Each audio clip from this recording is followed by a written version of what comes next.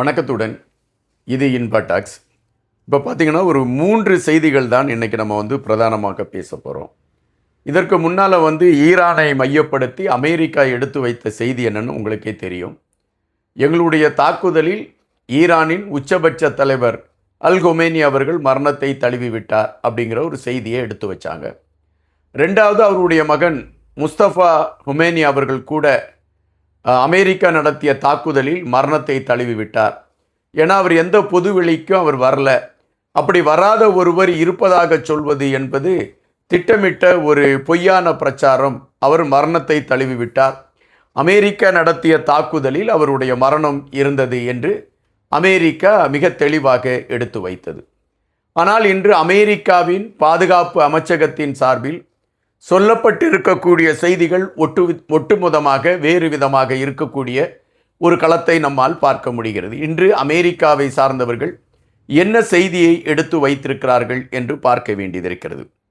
அதுபோல ஈரானை மையப்படுத்தி, அதாவது ஈரானிலிருந்து ஒரு வெளியேறிய ஒரு கப்பலை, ஈரான் கப்பல் ஒன்றை அமெரிக்கா மூழ்கடித்திருக்கிறது என்ற செய்தி வருகின்றது.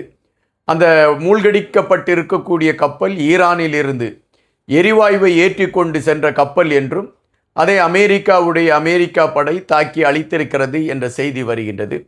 இதற்கு ஈரான் எப்படி எதிர்வினை ஆற்றப் போகிறது? அது எதிர்வினை ஆற்ற தொடங்கிவிட்டதா? இந்த கேள்விகள் ஒருபுறம் இருக்கின்றன. மூணாவது ஒரு விஷயம் என்னன்னு பார்த்தீங்கன்னா, ஒரு 60 நாடுகளுக்கு அமெரிக்கா கூடுதல் வரியை விதித்திருக்கிறது. இது இன்னொரு செய்தியாக இருக்கின்றன. இந்த 3 செய்திகளை மையப்படுத்தி தான் இந்த காணொலியில் நம்ம பேச இருக்கிறோம். முதல் விஷயமாக பார்க்க போகிறோம் என்னென்னா, ஈரானில் இருக்கக்கூடிய அந்த தலைவரை மையப்படுத்தி அமெரிக்காவின் பாதுகாப்பு அமைச்சகம் என்ன செய்தியை சொல்லியிருக்கிறது அப்படின்னு நம்ம பார்க்கணும். அமெரிக்காவின் பாதுகாப்பு அமைச்சகம் இப்போ ஒரு செய்தியை வெளியிட்டிருக்காங்க.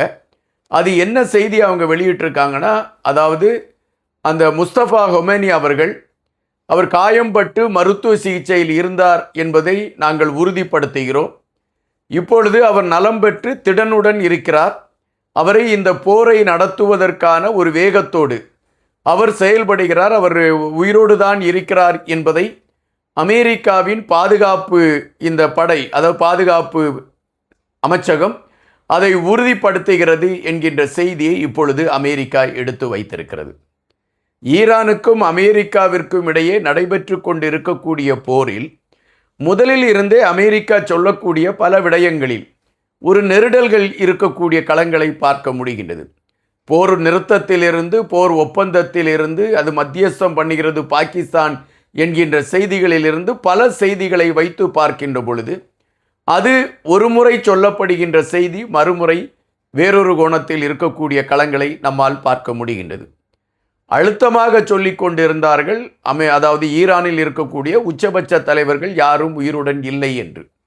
ஆனால் இப்பொழுது உயிருடன் இருக்கிறார் என்பதை அமெரிக்காவே ஒத்துக்கொண்டு இருக்கிறது என்பது ஈரானுக்கு கிடைத்திருக்கக்கூடிய ஒரு பலமாகத்தான் அதை பார்க்க முடிகிறது. அதை நம்ம லகுவாக கடந்து செல்ல முடியாது. அப்படி என்றால் ஈரான் தன்னுடைய தலைவர்களை பாதுகாப்பாக தான் வைத்திருக்கிறது என்பதை நாம் இங்கு புரிய வேண்டியதாக இருக்கின்றது. ஈரானுடைய கப்பலை வீழ்த்தியது அமெரிக்கா என்கின்ற செய்தி.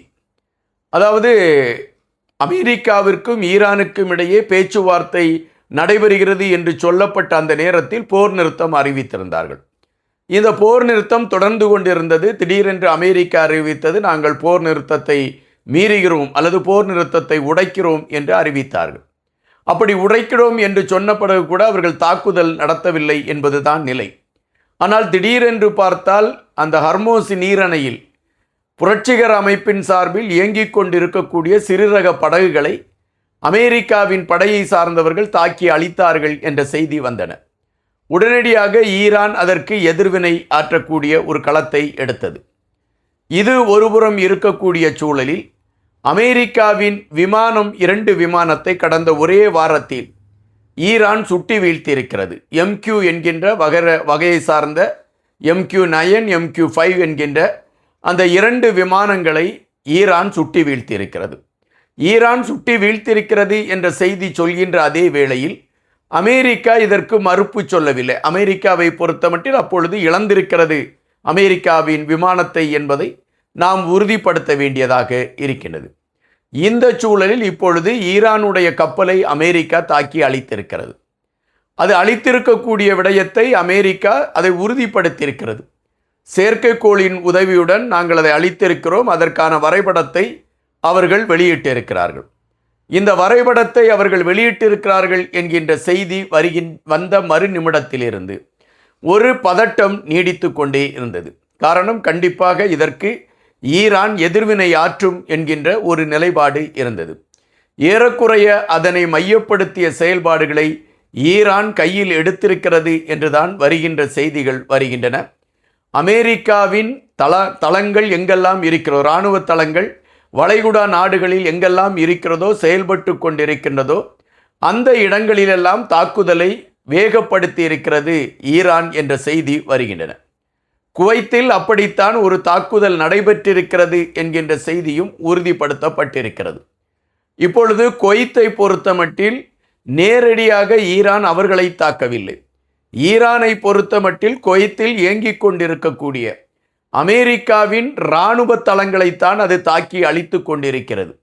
எனவே இனிவரும் காலங்களில் அமெரிக்காவின் இராணுவ தளங்களை வளைகுடா நாடுகளில் செயல்பட அனுமதிப்பது என்பது தங்களுடைய பாதுகாப்பிற்கு மிகப்பெரிய அச்சுறுத்தலாக அது மாறிவிடும் என்ற எண்ணம் இந்த வளைகுடா நாடுகள் மத்தியில் இப்பொழுது எழும்பியிருக்கிறது. அது எழுப்பியிருக்கிறது ஈரான் என்றுதான் நம்மால் பார்க்க முடிகின்றது. எனவே இப்பொழுது இது ஒரு போரை நோக்கி நகர்ந்து விட்டது என்பதுதான் நிஜம். போர் நிறுத்தம் முறிவடைந்து விட்டது. இப்பொழுது போரை நோக்கி நகர்ந்து விட்டது என்பதுதான் ஈரானுக்கும் அமெரிக்காவிற்கும் உள்ள அந்த நிலைப்பாடை வைத்து நம்மால் பார்க்க முடிகின்றது. ஆனால் இந்த போர் நிறுத்தம் தொடர வேண்டும் என்று நினைக்கக்கூடியவர்கள் பதபதைப்பில் தான் இருக்கிறார்கள். ஆனால் அதற்கான வாய்ப்பு இப்பொழுது இல்லை என்பதைத்தான் ஈரானும் உறுதிப்படுத்தியிருக்கிறது. நாங்கள் அமெரிக்காவிற்கு ஒரு சரியான பாடத்தை நாங்கள் பயிற்றுவிக்காமல் விடமாட்டோம் என்று ஈரான் மிக தெளிவாக எடுத்து வைக்கிறார்கள். இந்த போர் சார்ந்த ஒரு பரபரப்பு இருக்கக்கூடிய அதே வேளையில் அமெரிக்கா சத்தமில்லாமல் சில விடயங்களை செய்து கொண்டிருக்கின்றது. இப்பொழுது ஒரு 60 நாடுகள் மீது அமெரிக்கா வரி விகிதாசாரங்களை உயர்த்தி இருக்கிறது என்று குறிப்பிடுகிறார்கள்.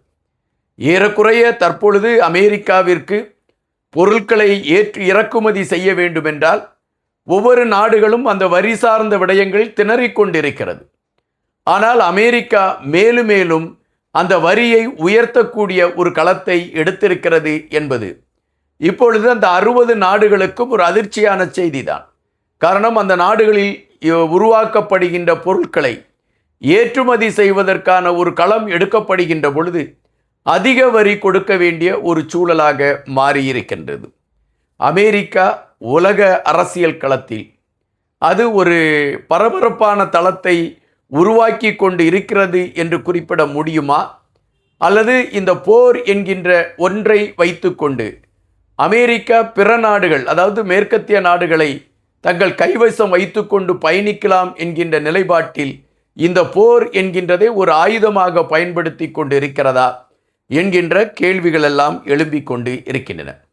தற்பொழுது ஈரானுடைய கரம் உயர்ந்திருப்பதாகத்தான் செய்திகள் நமக்கு வந்து கொண்டிருக்கின்றன. நன்றியுடன் இன்பா.